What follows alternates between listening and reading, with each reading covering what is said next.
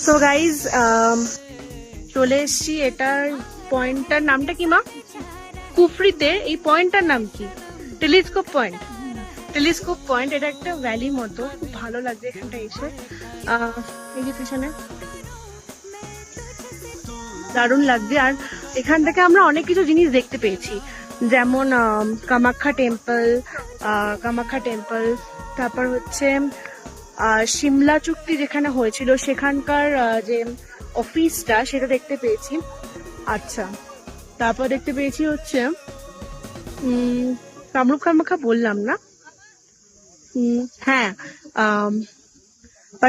পাটিয়ালার যে রাজা ছিলেন তার 365টা রানী ছিল, তার ক্যাসেল দেখতে পেয়েছি আমরা। তার ক্যাসেলটা তো স্যান্ডেলউডের ক্যাসেল, সেটা দেখতে পেয়েছি। এখানে টেলিস্কোপ দিয়ে অনেক কিছু দেখতে পেয়েছি আমরা।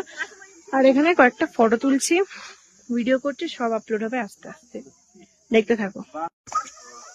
কেমন লাগছে? খুব ভালো লাগছে, কিন্তু ভীষণ রোদ। তবুও আমরা ফটো তুলছি, ভিডিও করছি, কারণ এই ভিউটা মিস করা যাবে না।